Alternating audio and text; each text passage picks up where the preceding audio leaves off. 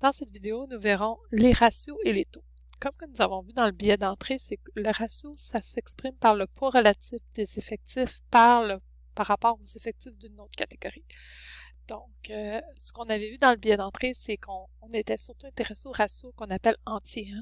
Ça exprime le poids relatif des effectifs d'une catégorie par un autre rapport aux effectifs d'une autre catégorie, mais en n'utilisant que des entiers. Taux avec la situation de travail. Donc, pour s'intéresser au taux de chômage, taux d'activité, taux d'emploi, il faut d'abord définir c'est quoi la population qu'on considère active. Donc, la population active, c'est toutes les personnes de 15 ans et plus qui travaillent ou qui cherchent un emploi.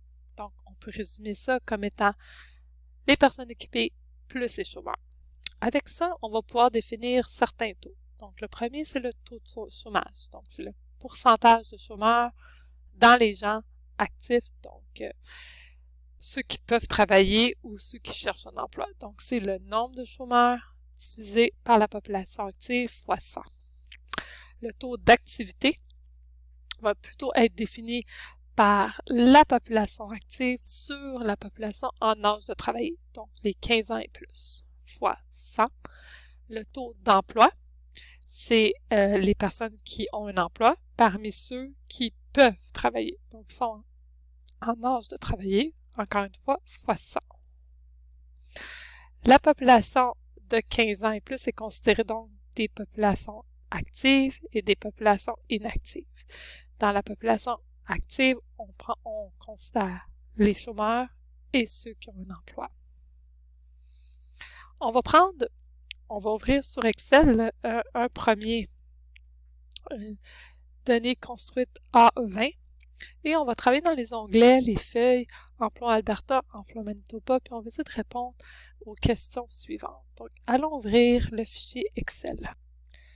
Voici notre fichier Excel, pardon. On va aller dans la première feuille qui est Emploi Alberta. Donc, on va s'occuper des 4 premières feuilles. On veut trouver le taux de chômage, le taux d'emploi, le taux d'activité pour chacune de ces provinces-là. Et ensuite, on veut trouver le ratio des personnes inactives par rapport aux personnes ayant un emploi. Commençons par les taux. Pour calculer le taux de chômage, taux d'emploi, taux d'activité, on s'aperçoit ici qu'on a pas mal toutes les informations, sauf la dernière ligne qui est la population active. Donc, on va demander à Excel de calculer notre population active. Toute formule qu'on demande à calculer Excel, on commence par un égal. Donc, la population active, je sais que c'est les gens avec un emploi plus les gens sur le chômage. Et donc, ça devient 2359. Ensuite, je vais le faire aussi pour décembre 2013, juste pour me pratiquer, malgré que les taux qu'on s'intéresse cette fois-ci, c'est juste pour novembre 2013. Donc, encore une fois, ça va être actif, c'est population ayant un emploi, plus les gens sur le chômage. Avec ça, je peux donc calculer mon taux de chômage. Donc, mon taux de chômage, je regarde ma feuille de définition ou mon document de notes de cours. Je vais aller chercher le nombre de chômeurs divisé par la population active. Donc, c'est notre résultat, on peut faire tout de suite fois 100 dans notre formule, comme qu'on a vu dans nos notes de cours, ou on peut utiliser Excel. Ici, Excel, en pesant le signe le style de pourcentage, il va automatiquement nous rendre ça fois 100. Donc, il nous a enlevé toutes nos décimales, donc ça, on va faire ajouter 2 décimales pour qu'il y ait un peu plus de précision. En novembre 2013, il y avait donc 4,72 chômeurs sur quoi? Sur 100 personnes, parce que c'est un pourcentage. 4,72%, c'est 4,72 sur 100. On va faire la même chose pour le taux d'emploi et le taux d'activité. Donc, le taux d'emploi, c'est les personnes qui travaillent, divisé par les personnes en âge de travailler. Donc, on va pouvoir faire ça. On va encore une fois transformer ça en pourcentage. Pour sélectionner la bonne cellule, rajouter 2 décimales et compléter notre interprétation. Donc, en novembre 2013, il y avait 69,91 personnes sur 100 qui avaient un emploi, sur 100 personnes qui étaient en âge de travailler. Taux d'activité égal, population active divisée par les personnes en âge de travailler. Et donc, encore une fois, on ramène ça comme pourcentage, 2 décimales. Et donc, on conclut que 73,37, vous faites juste taper le chiffre personnes actives pour 100 personnes en âge de travailler. C'est quand même pas pire. Au niveau du ratio, donc ici, on va mettre un égal. On veut les gens inactifs sur les gens ayant un emploi. Donc, on trouve un ratio de 0,38. Donc, on va transformer ce ratio-là pour qu'il soit entier. Donc, pour qu'il soit entier, je vous rappelle, il faut multiplier par des nombres entiers puis essayer de voir lequel qui se rapproche le plus possible d'un nombre entier. Ici, je peux retaper la formule 6 fois ou je peux ce qu'on appelle l'incrémenter. Regardez bien. Avec la petite flèche noire, là, vous allez dire, oui, mais ça a changé les ratios. Oui, en effet. Qu'est-ce qui est arrivé? Dans ma formule de base, en glissant vers le bas, les lignes ont changé. Hein? Si vous regardez, le 5 est devenu un 6. Moi, c'est pas ça que je veux. Moi, je veux que le 5 reste un 5. Donc, je vais aller mettre un signe de dollar, puis je veux que le 3 reste un 3. On n'a pas besoin de mettre de dollars sur la colonne, sur les B, puisque les B n'ont pas changé en glissant vers le bas. Hein? Donc, c'est seulement les lignes qui ont changé. Et on peut refaire ça et on va retrouver notre ratio adéquat. Donc, ici, on va mettre un égal. On va aller chercher 0,38 fois le 1. Et on va dire à Excel, fais-moi ça pour toutes les 6 autres lignes. Et là, on va regarder lequel qui est plus proche d'un nombre entier. Ici, on a 1,90, puis ici, on a 1,14. Le 1,90 est plus proche. Donc, 1,90, c'est arrondi à 2. C'est 2 personnes inactives pour 5 personnes occupées. Donc, ici, on a terminé l'Alberta. Je vous invite à faire Manitoba, Québec et Terre-Neuve. Je vous invite à faire ça par vous-même. Je vais vous montrer la solution dans un instant. Donc, ici, on va y aller avec la solution. Pour le Manitoba, ce sont les chiffres suivants. Donc, je vous laisse corriger ça par vous-même. On fait exactement la même procédure et les mêmes formules que l'Alberta. Pour le Québec, on fait également la même procédure. Et pour Terre-Neuve,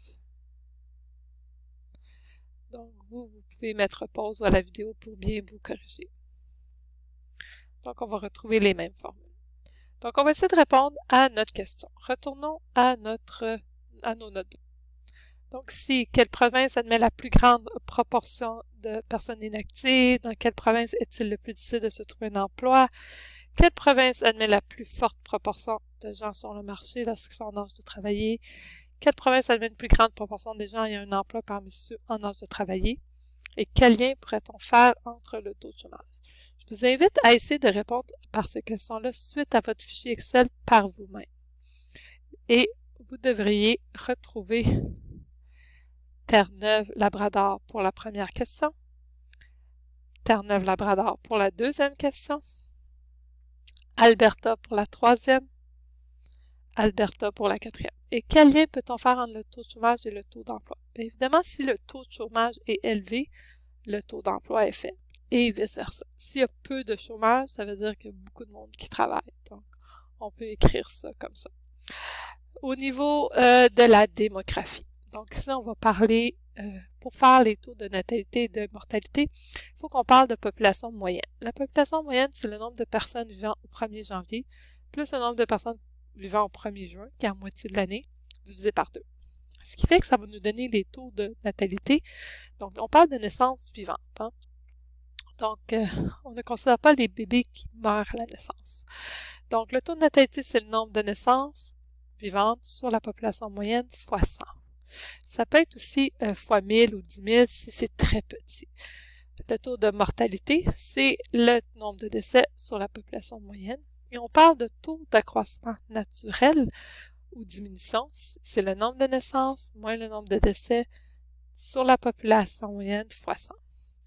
Revenons à notre fichier Excel pour essayer de répondre à notre question qui a le plus grand taux de mortalité, quelle province a le plus grand taux de natalité, de mortalité et quelle province a la plus grande augmentation. Comme tantôt, moi je vais faire avec vous la démographie Alberta et vous êtes invité à faire Manitoba, Québec et Terre-Neuve avant de répondre aux questions. Donc, commençons par la population moyenne. Donc, on va y demander un égal. Je vais aller chercher la population au 1er janvier plus la population au 1er juin et je vais diviser par 2. Étant donné qu'Alberta est juste en dessous, je peux incrémenter ma formule en faisant glisser. Vous pouvez retaper la formule si ça vous dit, ça ne dérange pas. Au niveau de taux de natalité, je vais prendre le nombre de naissances divisé par la population moyenne. Et là, vous regardez, le chiffre ici est petit. On peut faire fois 100, on peut aussi faire fois 1000. Peut-être que par 1000, ce serait plus intéressant à lire. Et en effet, on voit qu'on a 11 naissances par 1000. On va l'indiquer ici pour que ce soit très clair qu'on parle pas du tout de pourcent. C'est très différent. On va dire qu'on a 11,39 naissances pour 1000 habitants. Donc, quand c'est trop petit, des fois, on peut faire ça. On peut trouver l'Alberta, encore une fois, en incrémentant la formule. Et on trouve ici 14,21. Donc, Alberta a un beau taux de naissance pour 1000 habitants. Pour le taux de mortalité, il faut bouger un petit peu notre curseur, aller chercher on va aller mettre notre égal, on va aller chercher notre nombre de décès divisé par la population moyenne. Et étant donné qu'on avait choisi par 1000 pour la naissance, on va également choisir par 1000 pour la mortalité. On va glisser pour avoir les deux. Ici, donc, on a tout par 1000 partout. On peut CTRL-C avec un CTRL-V, copier-coller. Donc, toutes nos données vont être par 1000. Donc, on parle qu'au Canada, il y avait 7,73. On peut arrondir décès pour 1000 habitants. Tandis qu'en Alberta, il y en a un peu moins, 5,77 pour 1000 habitants. Et il reste le taux de croissance. Étant donné que nos taux, on peut utiliser donc le taux de croissance moins le taux de mortalité. Donc notre réponse va être déjà sur 1000. On soustrait deux quantités pareilles, qui est les milliers. Donc on retrouve qu'on a 4,26 d'augmentation pour 1000 habitants. En Alberta, c'est beaucoup mieux, 8,44-45 pour 1000 habitants.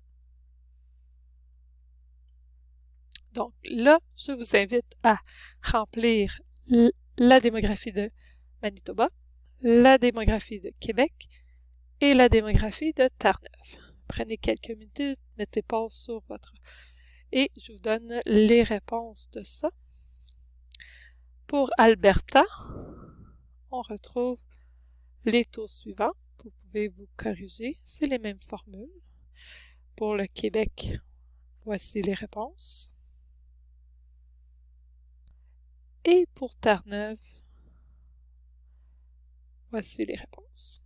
Donc, pour bien comparer chacune des provinces, on met toutes sur 1000. Revenons à nos notes de cours pour répondre à... Donc, avec ça, on peut répondre que la province qui admet le plus haut taux de natalité, c'est l'Alberta. Plus haut taux de mortalité, Terre-Neuve-Labrador. Et celle qui a eu la plus grande augmentation de la population, c'est l'Alberta. Ça termine la première partie du cours 3.4. Nous allons continuer ensuite avec les indices dans la deuxième vidéo.